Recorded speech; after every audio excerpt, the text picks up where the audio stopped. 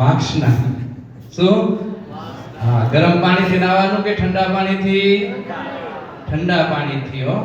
હા, કર્ક રાશિની અંદર ચંદ્રમા પ્રવેશ કરે અને સૂર્યનારાયણ ભગવાન મકર રાશિમાં હોય ત્યારે માઘી નામનું નક્ષત્ર છે એ ઉદય થાય છે અને એ ઉદયથી આરંભી અને 1 મહિનો સુધી માઘ સ્નાન કરવાનો વિધિ શાસ્ત્રની અંદર બતાવેલો છે. એટલે આ મહિનાની અંદર એટલે કે આવતીકાલે માઘ સ્નાન શરૂ થાય છે. તો શાસ્ત્રમાં એવું લખેલું છે કે આ મહિનામાં ભગવાન 1 મહિનો સુધી શીતલ જલની અંદર રહે છે, ઠંડા પાણીમાં હો. હા, શયન કરીને ભગવાન રહે છે એટલે આ મહિનામાં ઠંડા પાણીથી નાવાનો ખૂબ મહિમા છે. પુરાણમાં એવું કહે છે કે માઘ સ્નાનની અંદર જે કોઈ ઠંડા પાણીથી સ્નાન કરે તો એને ક્યારે સ્વર્ગમાંથી પાછું પડતું નથી. અને ભારતની અંદર જેને જન્મ મળ્યો હોય અને જો માઘ સ્નાન દરમિયાન જો ઠંડા પાણીથી સ્નાન ન કરે તો એનો જન્મ જ એળે ગયો છે.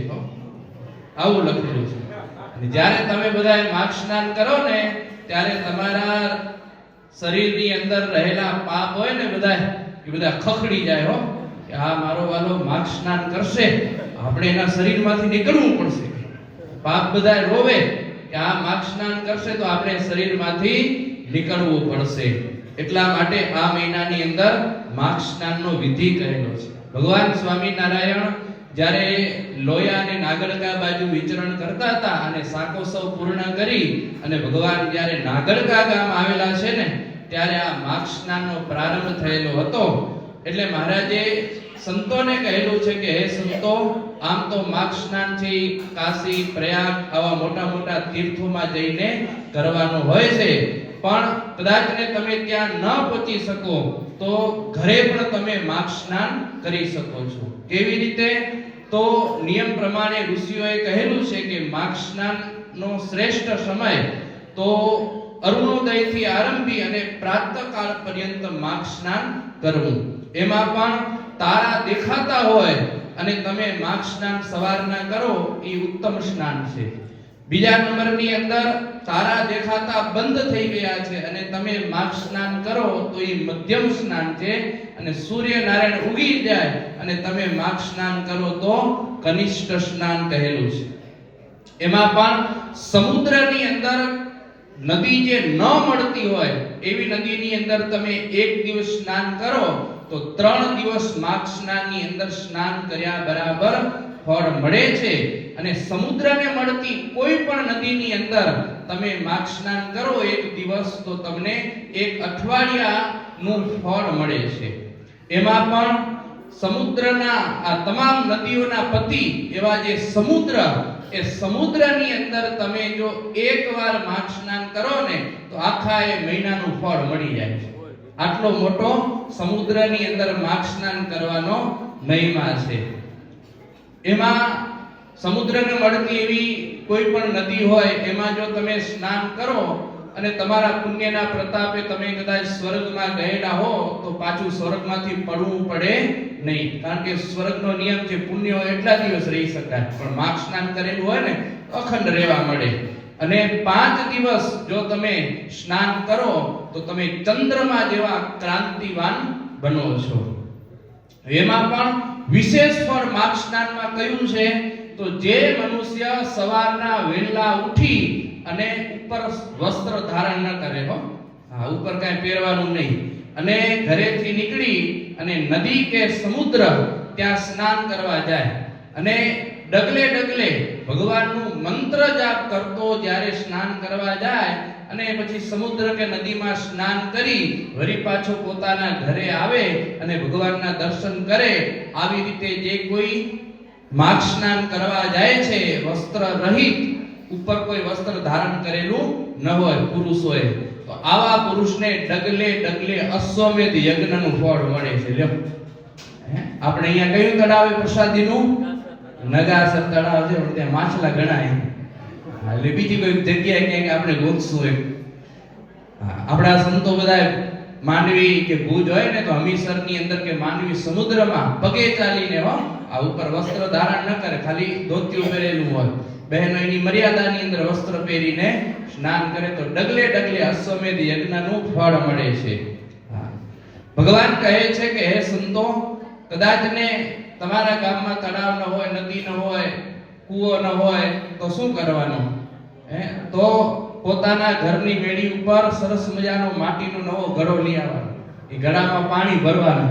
રાખીએ રાત ઘડાને એને ચંદ્રમાની કિરણો અને આખો ઠંડીની અંદર ઈ ઘડો પડ્યો હોય અને હવારના ઉઠીને ઈ ઘડાથી નાવાનું. હા, એ તો સરળ ઉપાય છે ને. હા, બધે કરી શકે હો. હા, આવી રીતે જે સ્નાન કરે છે ને એના શરીરની અંદર કોઈ જાતના રોગ પણ આવતા નથી. એટલે કદાચ તમે કહો કે નદી કે તળાવ કે આપણા ગામમાં નથી તો આ ઘડાવાળું આપણા માટે બરોબર રહે નહીં.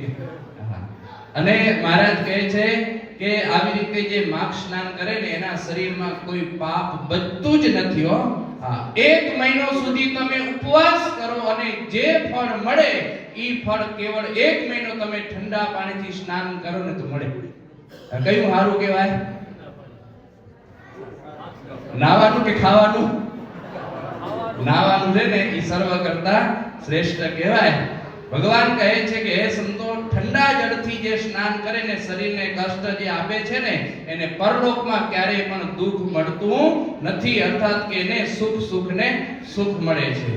માઘ સ્નાનની અંદર આખો મહિનો સ્નાન કરવાનું અને પછી માઘ સ્નાનના અંતે સાકર અને તલ મિશ્રિત એવા તલના લાડુ સરસ મજાના અને ત્રાંબાના વાસણની અંદર તલ ભરેલા આવું એક ત્રાંબાનું વાસણ અને તલ મિશ્રિત સાકર મિશ્રિત તલના લાડુ એ 30 લાડુનું પછી દાન કરવાનું. અને દાન કર્યા વિના પણ માઘ સ્નાનનું ફળ મળે નહીં. એટલે દાનની અંદર શું શું આપવાનું? તો ધાબળાનું દાન કરી શકાય, મૃગચર્મનું દાન કરી શકાય, વસ્ત્રોનું દાન કરી શકાય, રત્નોનું દાન કરી શકાય અને સર્વ કરતા શ્રેષ્ઠ દાન તલનું દાન કહેલું છે. તલનું દાન કરો ને એટલે એમાં લગભગ બધા દાન આવી જાય છે. અને બીજા નંબરમાં ગરીબ લોકોને પગરખાનું દાન કરી શકાય અને પાપનો વિનાશ કરે એવા મોજા હયાને મોજાનું પણ દાન કરી શકાય છે.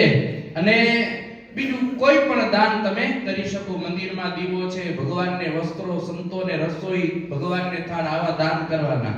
અને આ માઘ સ્નાન કરે ને એને મોટામાં મોટો ફાયદો કે કોઈ પણ પ્રકારના ગ્રહ નડે કે નથી નડતા તમને?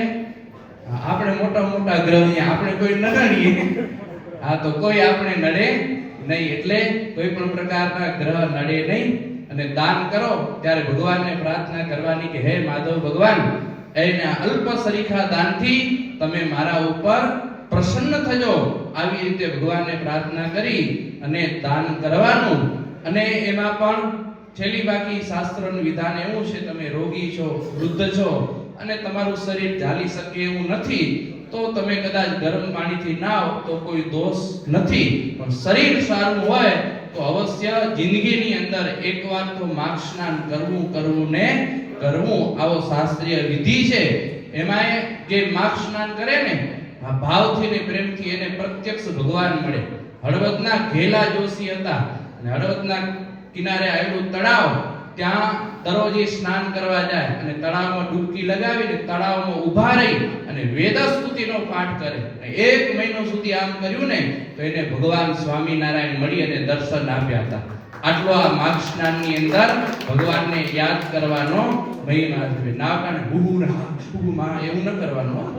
સ્વામિનારાયણ ભજન કરવાનું તો ફળ મળે. આવી રીતે શાસ્ત્રનો નિયમ છે. એટલે આવતીકાલથી માઘ સ્નાન શરૂ થાય છે. એટલે આપણે સૌ કોઈ અનુકૂળતાએ અવશ્ય માઘ સ્નાન કરવું ને કરવું.